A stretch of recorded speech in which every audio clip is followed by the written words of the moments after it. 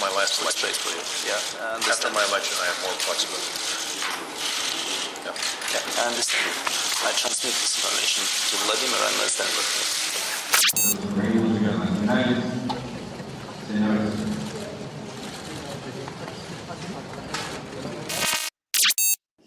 And I had gotten a commitment from Poroshenko and from Yatsenyuk that they would take action against the state prosecutor, and they didn't. So they said they were walking out to press conference. I said, no, I said, I'm not going to, or we're not going to give you the $1 billion.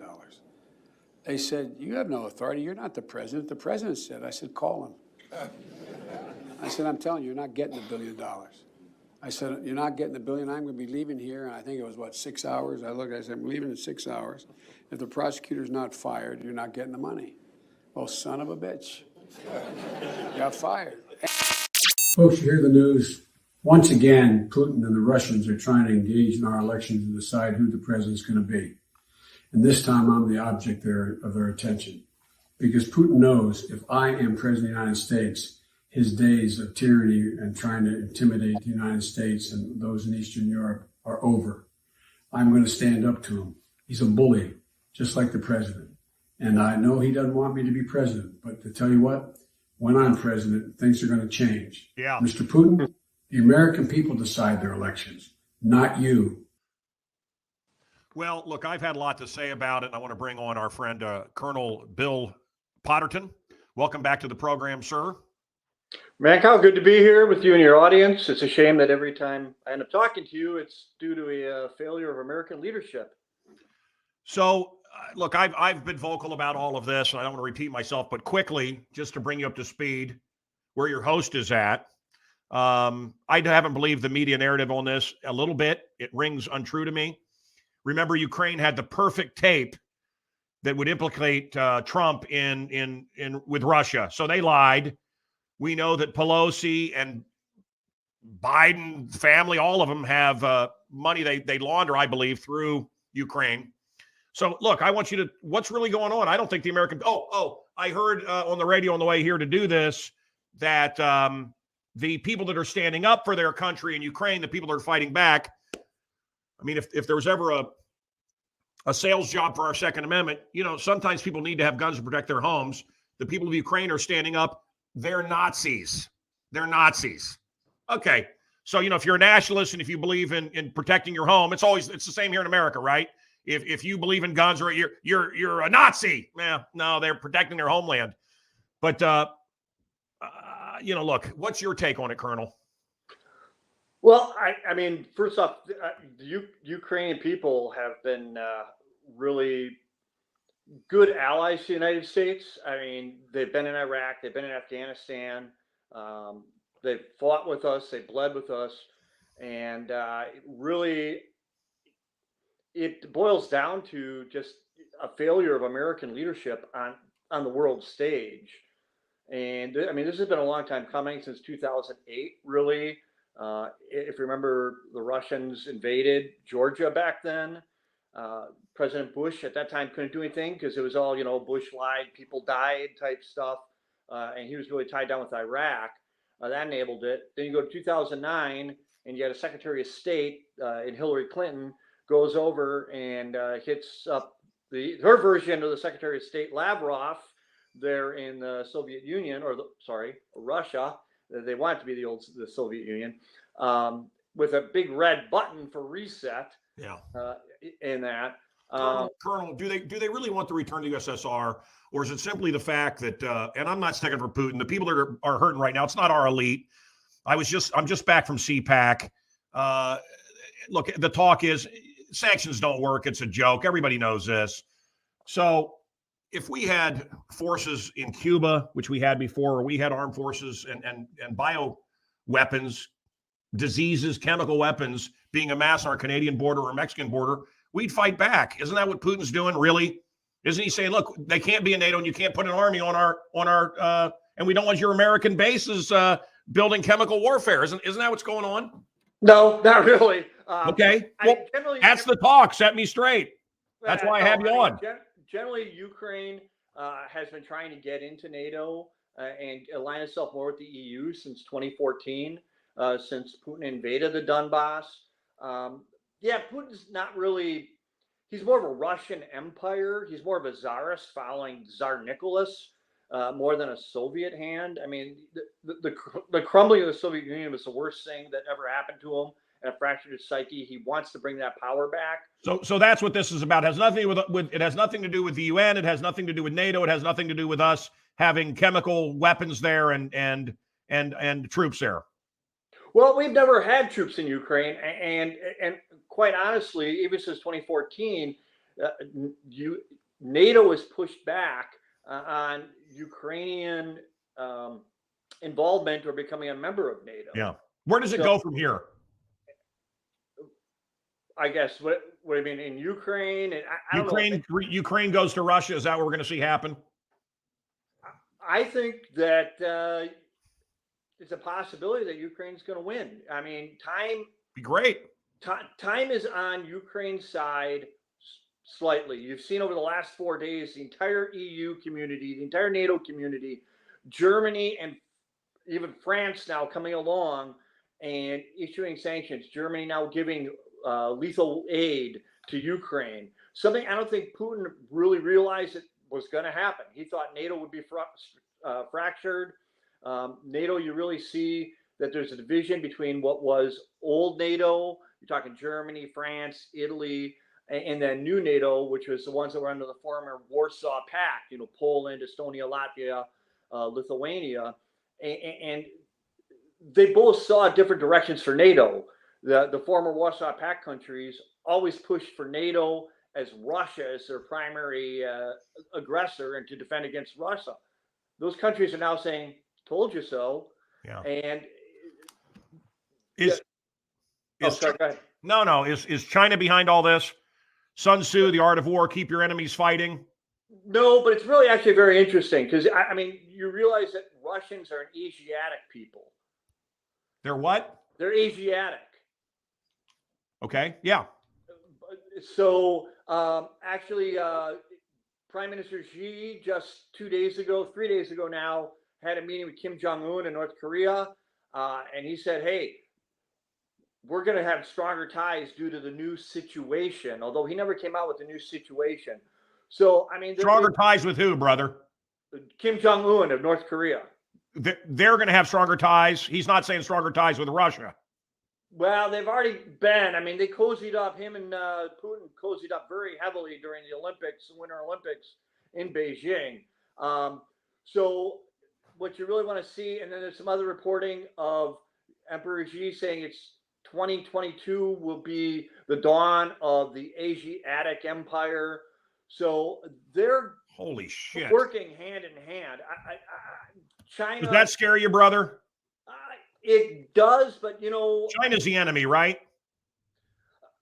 China is definitely does not have America's best interest. And they bought. Have you read this new book about Chinese influence? I just finished it, and they have a saying there, and it's used throughout the book, but it's something along the lines of "big win, little talk." And whether they're dealing with Biden or LeBron James or John Cena, traitors to me, or Henry Kissinger, who, again, in my opinion, ought to be brought up on charges, but they allow you to do a little talk. And that means you come, we're against Google or Microsoft. We're against China and censorship. And then they give them everything they want. Absolutely. How did you feel about that general calling the Chinese? I mean, you're a military guy, calling them and saying, hey, we'll tell you before we do anything. I mean, isn't that treason? Yes. What do you mean? Wait. Why did you hesitate? 50 years ago, the guy would be executed. Not having been, not having been in the room and knowing the exact context, I don't get into it because it really. Brother, how about this? Let's say one of your subordinates calls China and says, we're not going to do anything involving China unless we call you. Would you not think that guy's a traitor? Just that. Again, these world leaders and military leaders have conversations all the time. I mean, I have been in the room with the chairman with multiple conversations.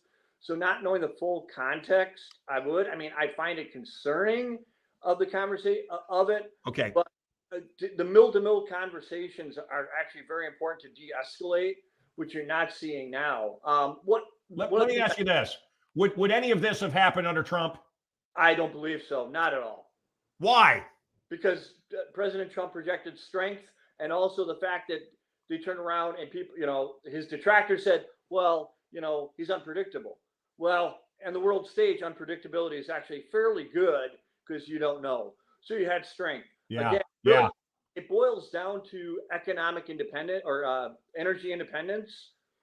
And Boy, that Keystone pipeline, oil. what you're talking about is the Keystone pipeline that Biden shut down, really screwed us. We were the number one energy producer on earth, and Biden stopped it. And now we're, by the way, you know this, right, Colonel? I don't know if the people know this. Hello. So do you know that they're sanctions against Russia, but we're still buying oil from them every day? Yes, we are. I mean, it's a joke. It's a joke. Colonel, And- I'll tell you what, I'm a fan of yours. You're a little, I'd like to get a few drinks in you before we do the next show. Oh, hey. Hey, just one other thing that really concerns me. Please. If you look right now, every nation and even Trudeau in Canada just banned any Russian flights, civilian and corporate. And the United States still has not banned Russian flights. So, I mean, it's time to go all out on sanctions. You hit it on the head with the economic sanctions, because we were talking about SWIFT as a nuclear financial option, but we left the loopholes in for SWIFT still for energy transactions. So it boils down to energy independence for the United States and becoming the world's energy supplier. You know what Biden could do to impress me? Look, it didn't work. I'll tell you what, I think Trump, and I hung out with his kids, so I don't say this this isn't just wild talk. I think Trump was completely wrong on the vaccines. A lot of what he thought on the vaccines and the papers and all this stuff and the boosters, and I think he knows it, but his ego will never let him say he's wrong. And I think Americans would appreciate a Donald Trump that came out. I think that's why we've seen some of the erosion in his numbers. The Republicans want us to think there's an erosion more than is really there. I think, the Republican Party themselves, they're interested in greasing their palms and getting rich. I know I'm running for governor here in Illinois.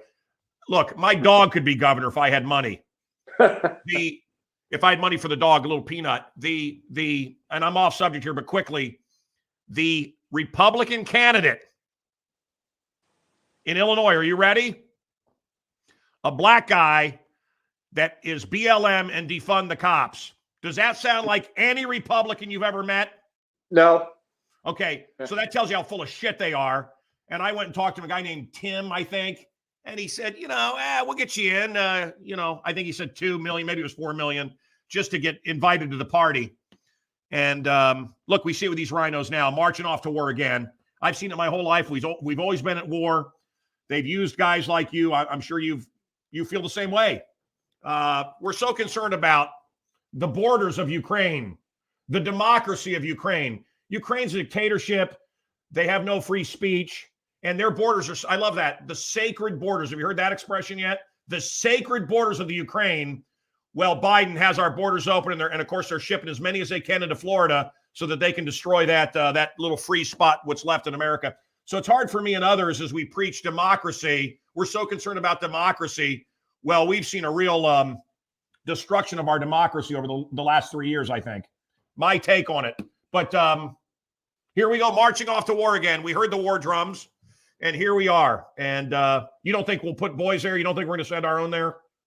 No, I don't, because Russia's biggest, obviously their military is inept. They've shown that over the last 4 days.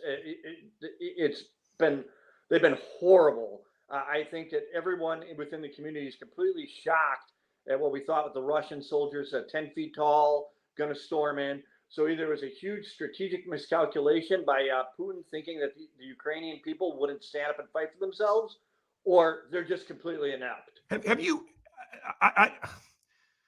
Look, you're a professional. I'm a moron. I'm one of the guys you fight for so that I can say all this stupid shit. But I got to tell you, watching some of the footage, it's like watching Star Wars. And I would say, well, aren't you amazed by some of the technology you're seeing? I've never seen technology like this. the anti-aircraft and the lasers and it's if it wasn't people dying, and I feel horrible for the Ukrainian people, they're the ones that are getting screwed in this. It's like a great sci-fi movie. I mean, I don't know. Well, I think it'll get worse because Putin has showed and the Russians have shown that when they bog down conventionally and he thought he'd take it over, they go to a scorched earth policy. They've done it in Chechnya. They did it in South Odisha, which is North Georgia. They did it in Syria repeatedly. So I think the next 24 to 48 hours, you may see a scorched earth policy where he starts flattening countries. Wait. You're saying in the next day or two, you wouldn't be surprised if you saw Putin just massive bombing, just leveling places? I wouldn't be surprised. Wow. He has every single one of his special forces units in Ukraine, and every single one of them's failed. Our special forces, they go in, they do targeting. I mean, we could put a JDAM missile in between two buildings into one place and have no destruction of anything else. And their missiles are flying into apartment buildings because they can't control them. Hey, Colonel, I think I may have said this to you before, but I had all the great sharpshooters come out of the middle of America. We raise great Americans, and we grew up with guns, and we're good. And I had a guy in Suicide Falls, Missouri, where I'm from. If I told you this, but I heard "Let the Bodies." You know the song "Let the Bodies Hit the Floor." Absolutely. And I'm telling you, and he's in the Middle East. And they're running at him, and the dogs are ripping off. He's got a dog with a dog's. I think a dog's a word Pink Floyd. Anyway, the dogs are just getting him, and I said, well, and it's like 30 seconds to a minute of just yeah. I mean. And I said, well, how many, again, 30 seconds, I don't want to say how many people, and the music's playing. And I said, well, you put the video together. He goes, no, I was listening to that music in my helmet. Yeah. And maybe these video games are going to be good for American kids. But I thought it was a video of like 10 different operations. No, it was one operation. All that happened in about 60 seconds. I mean, look, our military is badass. So you're not going to believe what I'm leading to. It's going to seem silly. There's a lot of bodies. I mean, they could line them up. We need a lot of ammo. But are we still better than the Chinese? Yes. I mean, could we take on the Chinese if they attacked us? I don't think China would ever attack the U.S. homeland. It gets tricky about Taiwan because we do have a security pact and agreement with Taiwan, but I think Taiwan's next. I think it would have been. It depends how much the Chinese believe that they could take us on now because they've seen the world's reaction to Putin's aggression in Ukraine. Wow. And it's been incredible how much of a pariah it is. And Putin has one thing China doesn't. Putin's an exporter of energy.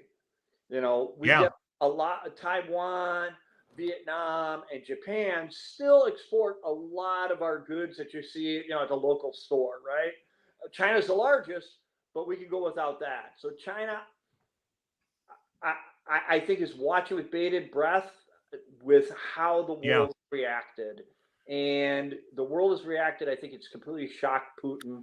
He's got to wrap this up very quickly because time is completely on President Zelensky, who's become a rock star, President Zelensky of Ukraine, who's become a rock star with his, I'm staying here, I'm fighting. And you've seen all of Europe and a lot of the world lead, except the United States has been leading from behind, which is really... It's Biden. Biden. Colonel, I'm going to tell you something. You did something that very rarely happens. You changed my mind on a few things, and I thank you for that. Hey, I'm originally from Wisconsin, so... I'm sorry.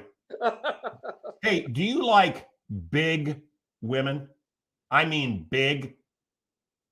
Oh, this is a loaded question. I'm just asking. I mean, if you like a backside on a woman that looks like that of a yak, you're going to love Wisconsin nowadays. Okay, thank you. Let's let him go. Thank you, Colonel. Always good having you. Go ahead, Nudie. Producer Nudie. Listen, I an extended show tonight. I want to thank everybody for watching.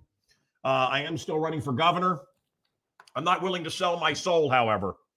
I've been invited to some things that, I don't really want to go to a picnic with 15 people Well, it'd be good for you. You're running for governor. I want it.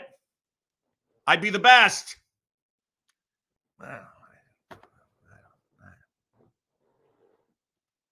Chicken face. Thank you for your prayers. I pray for you in the morning, and I pray for you at night. Please keep me and mine in your prayers. Thanks for tuning in.